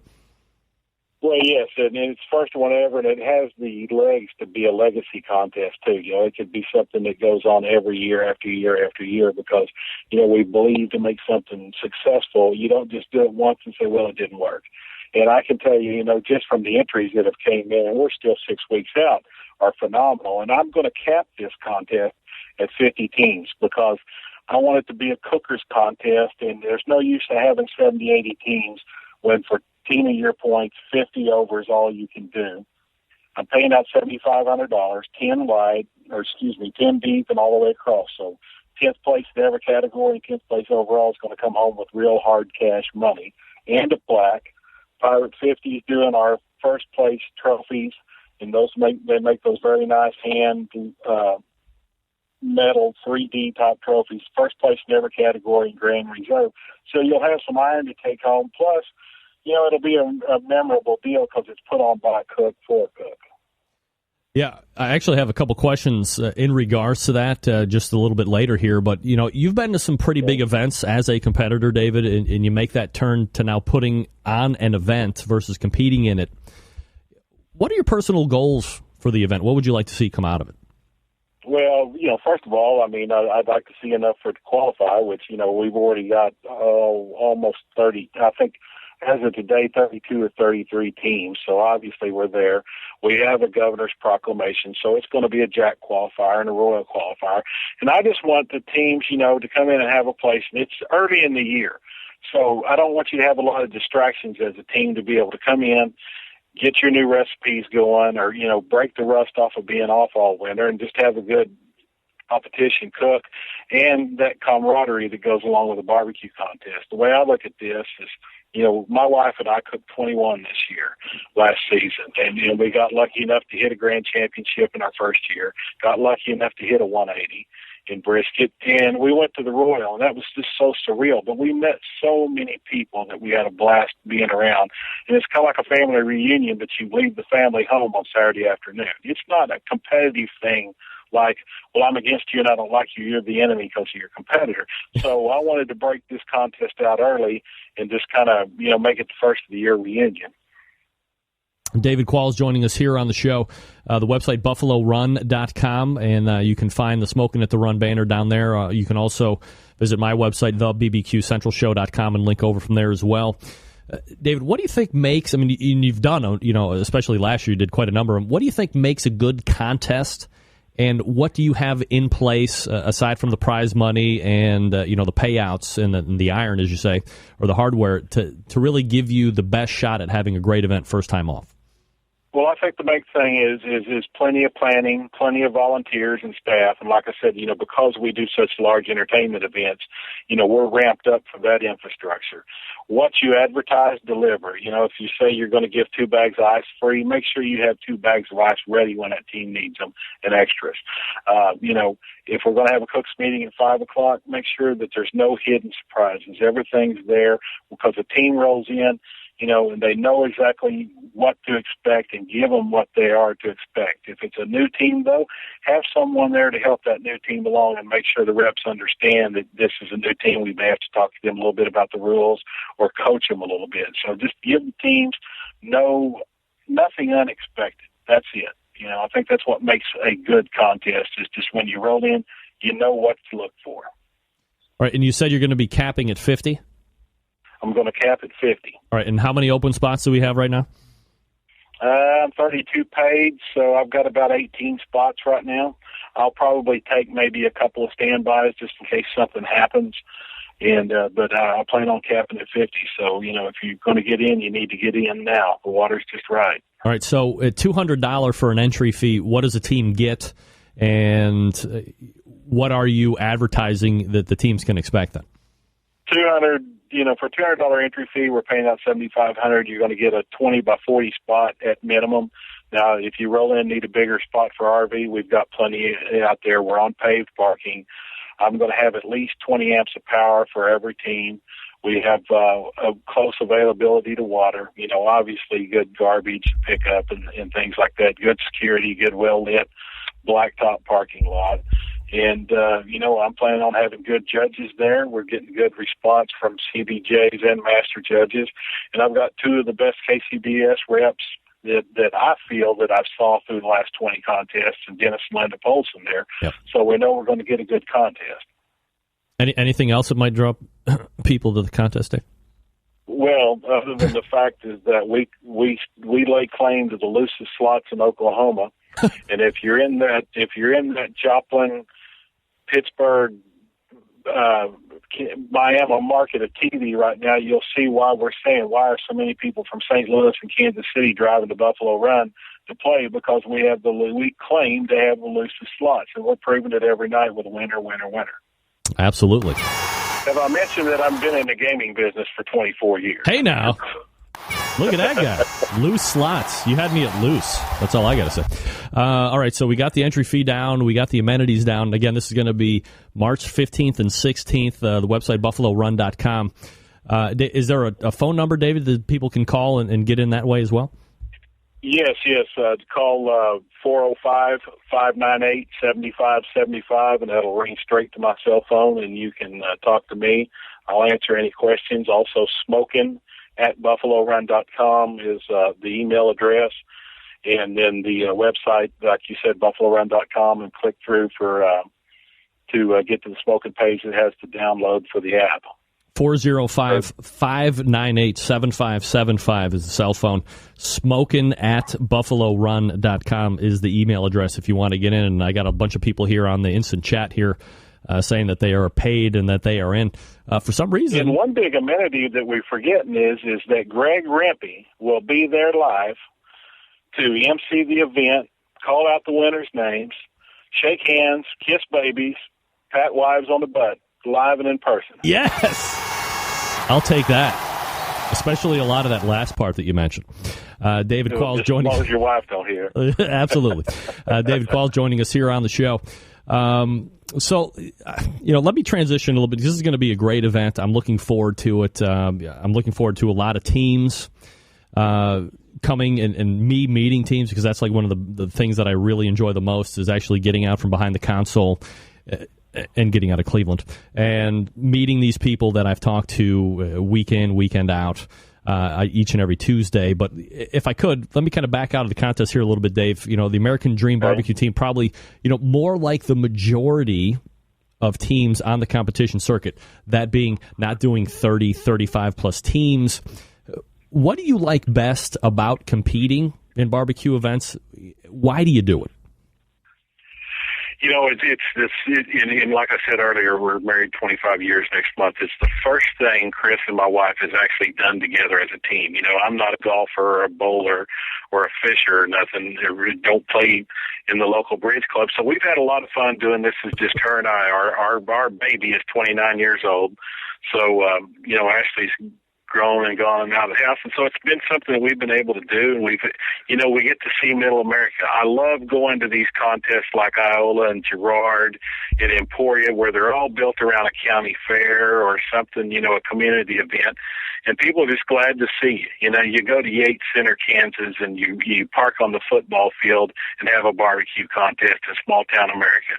That beats setting in the middle of New York City trying to get lunch at Tavern on the Green any day of the week to me. And that's why we do it, and cooking is a craft. It's your art. It's just your exhibition of art. They may not have liked mine that much this week over Dave Bosca's or Scott Key from Little Pig Town, who, we're all playing for second when those guys are in a contest. Yeah. But, we get to see where we are with our craft and then go forward from there. But nobody, ever gets mad at each other because they got beat, because at the end of the day, we all just cooked a piece of meat for somebody to taste, and we're at the judge's deal from there. It's not like a boxing match. Yeah, we're not looking to knock anybody out. We're just looking to have a good time and take home the winnings if possible. Dave, exactly. You see barbecue on TV more and more these days. Teams and memberships continue to grow regardless of sanctioning body. Exactly. As a newer team to the circuit, how do you see the future of barbecue? It's going to grow, but it may plateau. If you remember back a few years back, poker was literally dead in the casinos. And then Lyle Berman started a TV show called Poker After Dark, and it made a big deal out of the World Series of Poker. And it got really hot, and it blew up, and it got really big, and now every casino had a 10-table poker room. Well, barbecue is doing the same thing. It's getting big, but it needs to organize, it needs to get some sponsors, it needs to get some champions, but it doesn't need to lose light that it's still a mom and pop, a husband and wife, it's a two best friends weekend outing. And, I think we need to not lose sight of the fact that it's not all has to be a world champion guy event to do it. There's areas for it all the way around. You have the largest sanctioning body in the world, Kansas City Barbecue Society, obviously the most popular. Do you see them at a point now where, and I've mentioned it a number of times during this, 8 years I've actually done the show, whether it be in podcast form or live, where I've asked people, hey, isn't it about time? This thing has grown out of seismic proportions of what Gary and Carolyn Wells might have thought it would ever grow into, and turn it into a for-profit. Let's get a CEO in there. Let's get somebody in there that knows how to bring sponsorship in and really turn this thing out. It don't need to be a for-profit organization. I mean, you can still maintain a 501c and take this thing to a super top national level. I mean, look at the American Cancer Society. Look at those different benefactor organizations that have top CEOs that know how to generate money. Those aren't for-profit courts. That's not the issue. What you need, and like I said this one time actually in your chat room, is that the membership is far outgrowing the ability of the leadership, and that's just a growing pain problem. But if you wanted to mirror KCBS with anything, and I said this before too, that's the rodeo category. That's the stock car racing, motocross, NASCAR racing. Those people, those organizations appeal to families, not just individuals with athletic talent or specific skills. And if you were going to go chase someone that was an expert in that, you don't need to go get the best chef in France to build your barbecue empire. What you need to do is get somebody that knows how to assemble the masses of a family type organization. And that's where KCBS will jump to the next level. I'm totally support KCBS and think it's doing a great job, and they have been more than went out of their way to help us with our contest. They've done everything to make sure that this contest is a success from their standpoint. It's great that there's 14,000 people that are members of a body, and I don't want to lose their interest, if in KCBS needs to look at that and realize that, we've got a multi-million-dollar membership here. Let's not lose them simply because we're riding a wave of barbecue pitmasters for the last couple of years. David Qualls joining us here on the show. David, one more question here before I let you go. And Sure. You've had a out of the park first showing here on the show tonight. A lot of people in the chat room wondering if we're going to be putting together like a house BBQ Central show on Friday night, where I'm interviewing people. Is that like a possibility? Well, you or probably ought to. We'll have a big old tent in there, the judges' tent. Of course, we've got a couple of joints that you can go and get something cool to drink. And if you'll actually show up on Thursday night, you can come and buy a ticket and see Trace Atkins live right on the same ground. Oh. But yes, maybe you ought to have a BBQ Central show live on Friday night. All right, well, we'll see what we can put together audio-video-wise for that, and maybe we do a little private house show for everybody that's coming to the Smoking at the Run event, or we're talking with David. We have ample bandwidth there for you, too, if you want to do that. Perfect. All right. We've produced many live televised boxing matches there as well. So, we have the production facility and the ability. All right, so we'll talk about that a little bit more maybe off-air, David, but for now... phone number 405-598-7575. Email address smokin@buffalorun.com, and of course the website buffalorun.com. If you want to jump in, there's about 18 spots left. So as David said, water's fine. Jump in now. Don't be left out in the cold, and take part in this first-time event. David, appreciate the time tonight, and look forward to seeing you in March, buddy. Thank you, Greg. Thanks so much. You got it. There he is. I'm not even talking so much about, broadcasting live from the event. I'm talking about house show. Like wrestling, where they don't televise it. Give me a microphone. Fast Eddie's going to be there. Hell yeah. Give me some other pit masters. Let's get up on a pedestal. Let me do, a house BBQ Central show right there where I'm interviewing people on Friday night. Maybe some guys that aren't cooking because, obviously, that probably takes precedent because you want to win. Why not? Sounds great. We'll see if we can't hook that up. You guys, you coming in? You just want to foot traffic in and watch a live house BBQ Central show? We'll see if we can put together for you guys. I'm down for the Centralites. Can't wait for that. March 15th and 16th. BuffaloRun.com. Or again, maybe you've been looking into automatic pit temperature control devices. Don't look anywhere else other than the Barbecue Guru. They're the creators of the technology. They've been doing it for years. Why would you look anywhere else? Patently ridiculous. Now, if you're not familiar with how these little beauties work, I'm not going to get into the minute details, but imagine a product that allows you to set your pit temperature, and once set, it keeps it running at the set temperature all the way through the cook. And it's not too good to be true. It's real-life technology. It's happening today. Because, hey, look, maybe you're like me, a busy working professional. Perhaps you're constantly on the run with kids doing errands. And quite frankly, you just don't have the time to run around or sit around pending pit temperatures. That's where the Barbecue Guru comes into effect.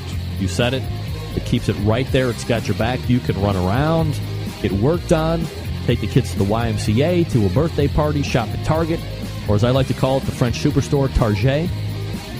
In the meanwhile, before you've left, you put on pork butts, you put on brisket, you put on ribs, you've set that temperature, boom, you're ready to go. Now, maybe you're in the market for a cooker. That's fine. Guess what? You can buy one here. It's called the Onyx Oven, and it wins a lot. A lot. Both on the competition trail, in backyards as well. It's fully insulated, holds a tremendous amount of meat, accommodates half and full pans for food service, works seamlessly with any Barbecue Guru pit temperature control device, of course. Now, do yourself a favor. Head on over to thebbqguru.com. Check out all their products. Aside from the cookers, aside from the automatic pit temperature control devices, they have the Guru Club, which starts charcoal fires. They have that Barbecue Guru product that makes your own hardwood charcoal. They have the Holy Smokes Meat Max. They carry a bunch of sauces and rubs as well. Head on over. Post haste. Or you can call them directly, 800-288-GURU. That's 800-288-GURU. 800-288-GURU. Or visit thebbqguru.com. They'll make sure you're outfitted with exactly what you need to get you up and running right out of the box. 800-288-GURU or thebbqguru.com. The Barbecue Guru, a breakthrough in barbecue technology. All right, coming up next, Chad Ward will be shaving his face because he's a welcher. But straight away, your chance to win a $10 gift card from the Barbecue Superstore. Stick around, we'll be right back. Every time on the show where we give stuff away for no money. That's why it's free of charge. You can win. Now it's time to give stuff away. Well, now we've stirred up controversy. If I'm going to do a show in Oklahoma, it's just going to be a house show, not for broadcast. You got to get out there. Suck it up, get out there. Ed Marin's coming, for Christ's sake. You don't want to see a legend? You don't want to see Eddie? Shame on you. All right, gang, you can win a $10 gift card to thebbqsuperstore.com, the Barbecue Superstore, right now. If you send me an email and in the subject line, Chad Ward is a Welcher. Got to spell Welcher right. Chad Ward is a Welcher.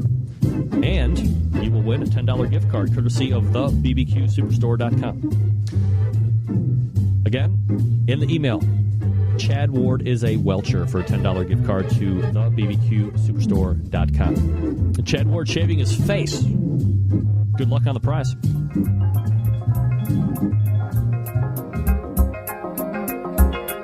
Get in the smoke. Call 877-448-0433 to get on the air. Now, here's your host, Greg Rempe.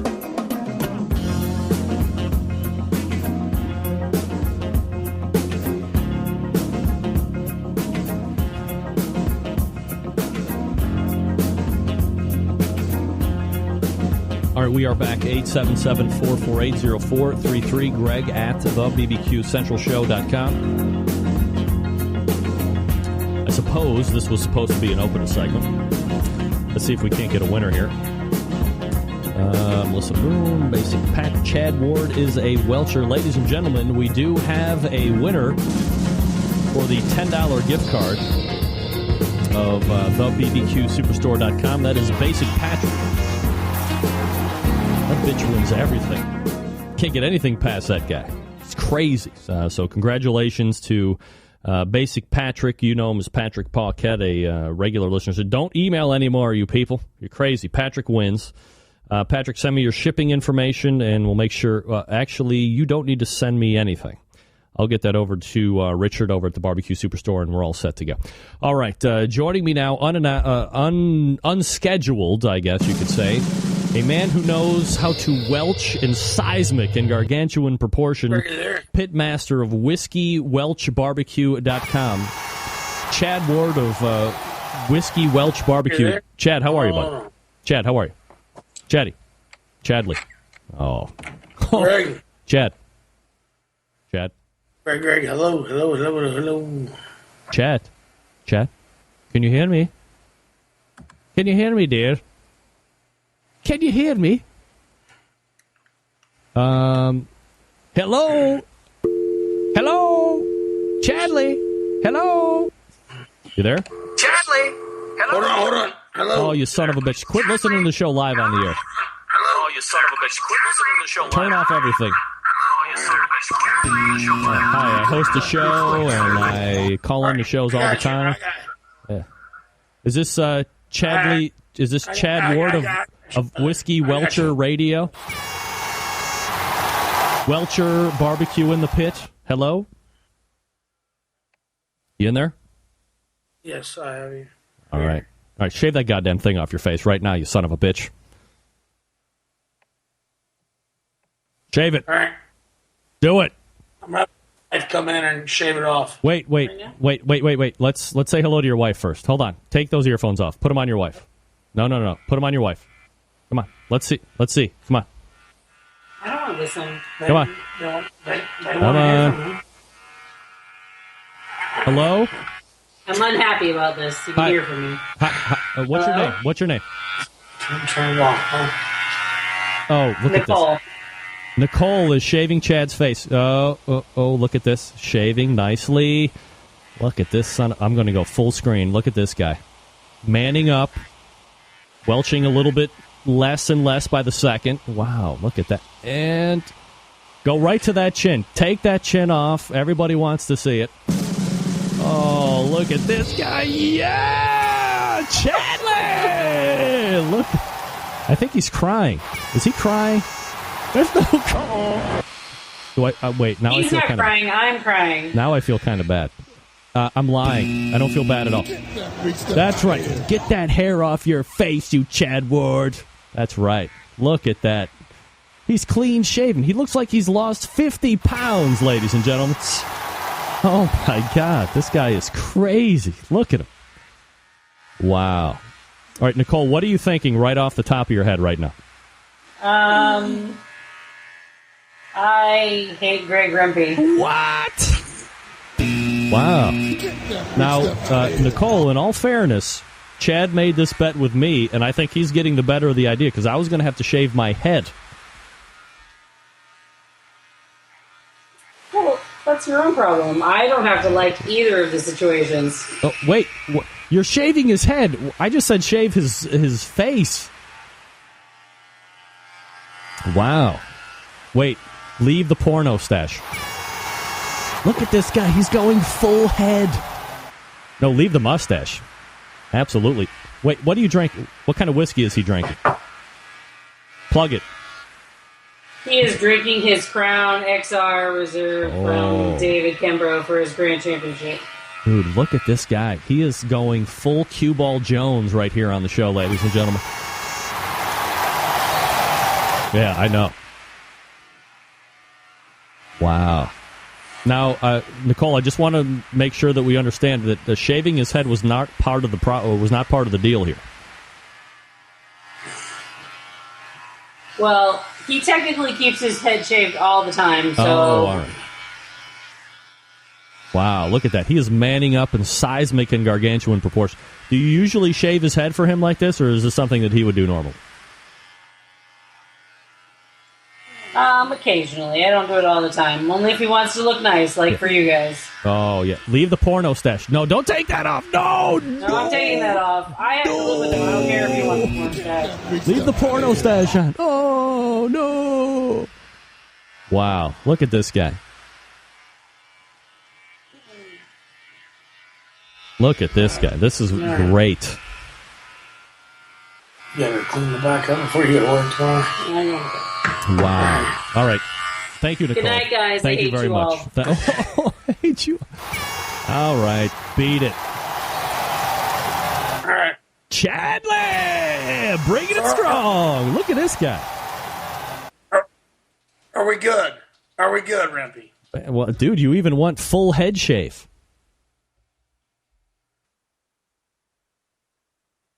Yeah. Wow. I told her to make it right. I welched. Well, I was late. Well, now we can't call it a welch. Now we have to call it a delay in payment.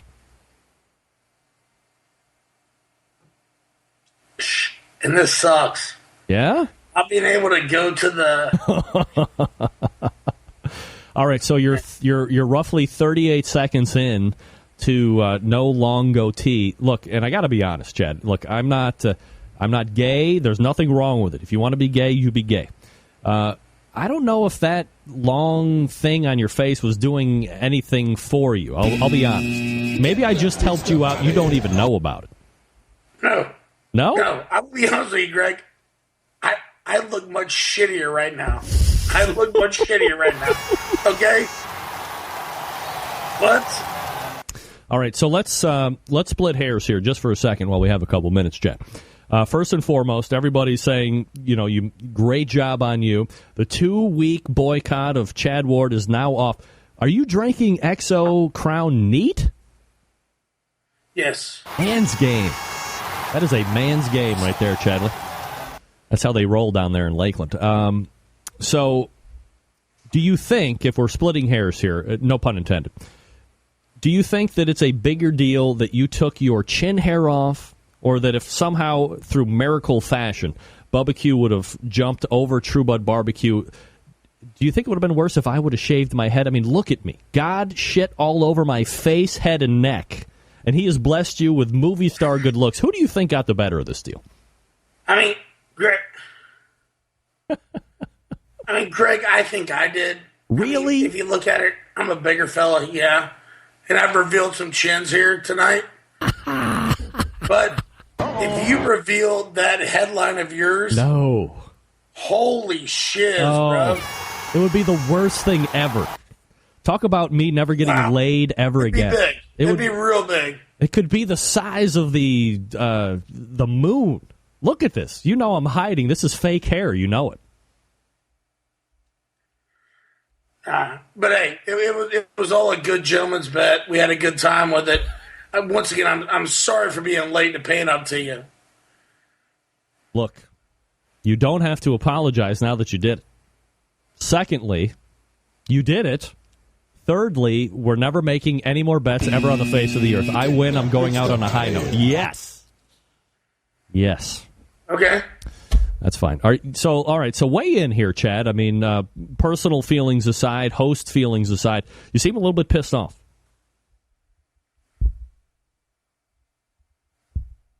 About what? I'm not mad. You seem pissed that you got your chin hair cut off.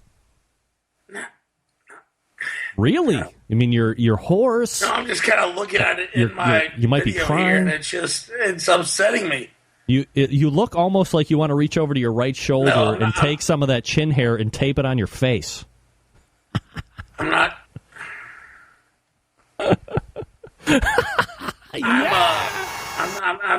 I'm not upset. No? I miss it.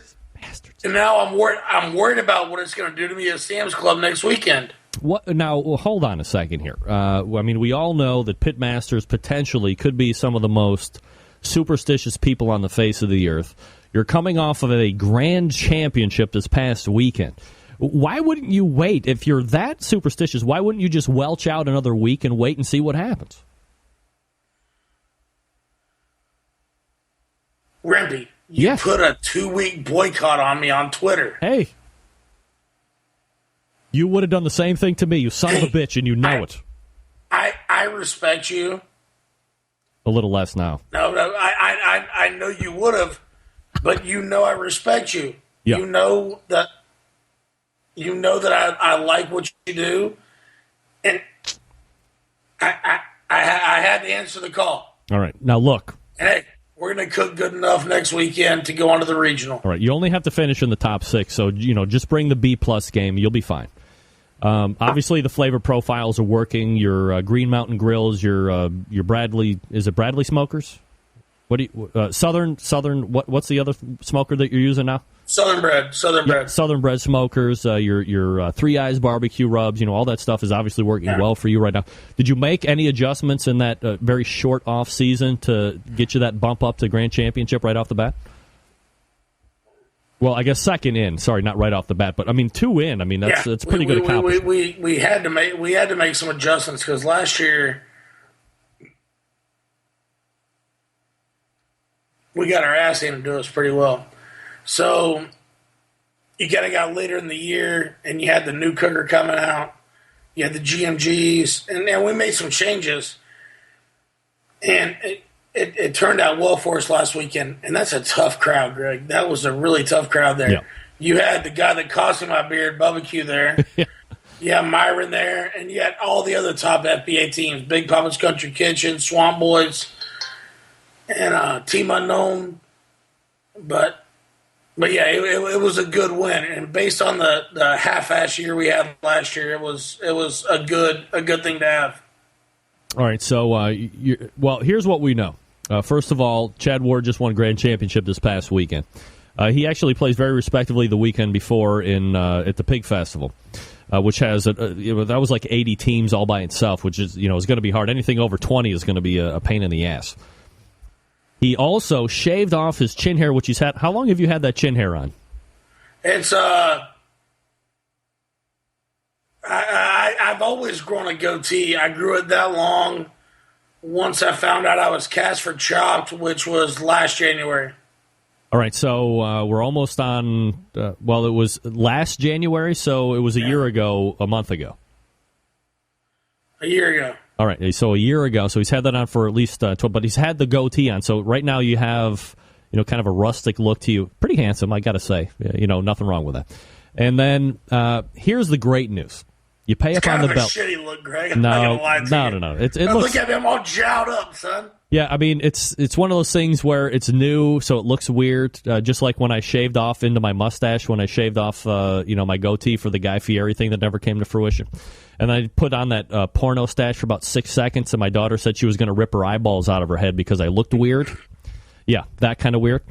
It'll be fine in about 2 days. I don't know if you're going to get any lady love from Nicole there. Sorry about that. That's the thing I'm most sorry about.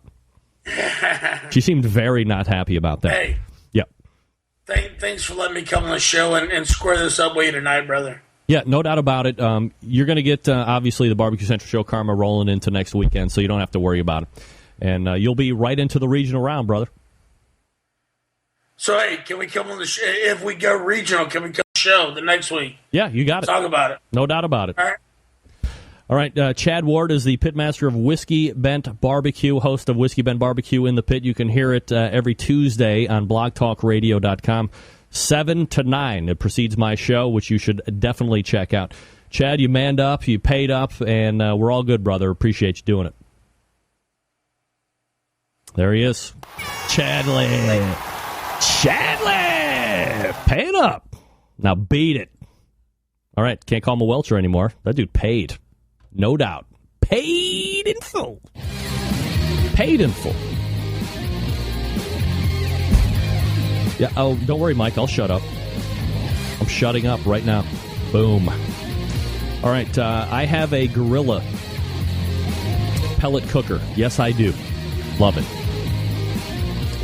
Now, when I got it, first thing I thought of was Candy Weaver and the folks over at Barbecuers Delight. Why?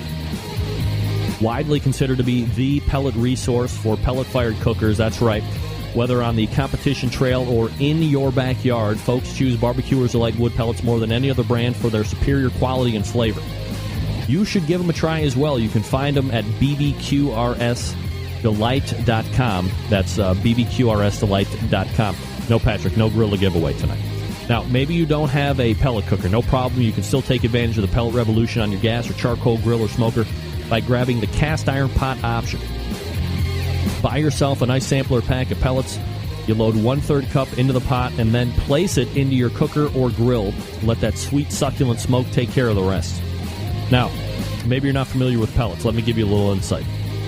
When pellets are made, all of the air within that cellular structure of the wood is evacuated, thus concentrating the wood into a very dense form, much denser than natural trees. And as compared to other wood flavor enhancers, pellets will yield more intense smoke more quickly. And now you don't have to soak them in water or anything like that, so they're very easy to use. It's a process that is sterile, so the smoking product that you're using has no contaminants in it. And you don't have to soak them in water prior to use. You can blend the flavors, and the results are consistent each and every time. It's fabulous. Now, here's something to remember. When you're buying Barbecuers Delight pellets, you buy that 1-pound bag. It's 100% pure wood flavor. If you buy it for your fueled cookers, your pellet-fired cookers, 1/3 fruit wood, 2/3 oak. Gives you that nice, consistent BTU burn and smoke flavor that you're so desiring. So do yourself a favor. Head on over to Barbecuers Delight right now. That's bbqrsdelight.com. And buy their pellets.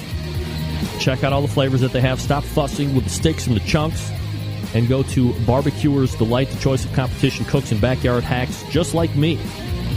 bbqrsdelight.com. Straight away, we have your chance to win the Barbecue Serograph, a picture of barbecue and grilling succulents. Your chance to win coming up next. Stick around. We'll be right back.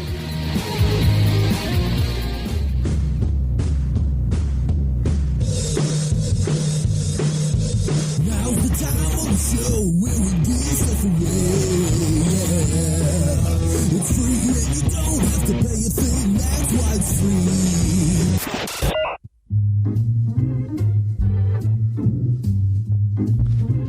All right. You can win a Barbecue Serograph. Compliments of DerekArt.com. Can also be found at MrRetro.com. Now, this will be sent to you. You can then frame it, hang it wherever you like barbecue or grilling, or wherever it lives most in your house. Please keep it inside, for crying out loud. Thanks again to Derek, D-E-R-E-K, DerekArt.com, and or Mr. Retro, M-R, MrRetro.com. Also, thanks to Stuart Sandler for hooking this up. Look at this thing. You don't want this in your house? Of course you do. Let me wipe out the green as I normally do each and every week. All you have to do in the subject line, Chad Ward Man's Game. Chad Ward Man's Game. You can win the Barbecue Serograph. Compliments of DerekArt.com, MrRetro.com, and Stuart Sandler. Good luck! Get in the smoke. Call 877-448-0433 to get on the air. Now, here's your host, Greg Rempe.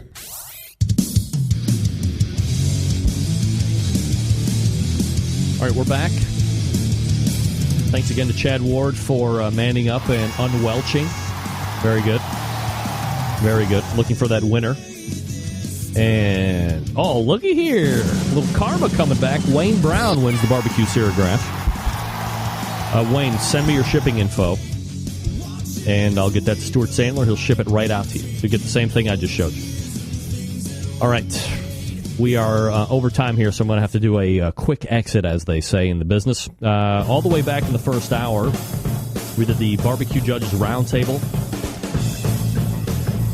Wayne Brown, B.J. Hoffman, and Brian Polak joined me. That was substantially awesome. Second hour, a failed attempt at broad topics. What happened? David Qualls talking about smoking at the run, buffalorun.com, or visit the website, my website, BBQCentralShow.com. Link over from there and do it.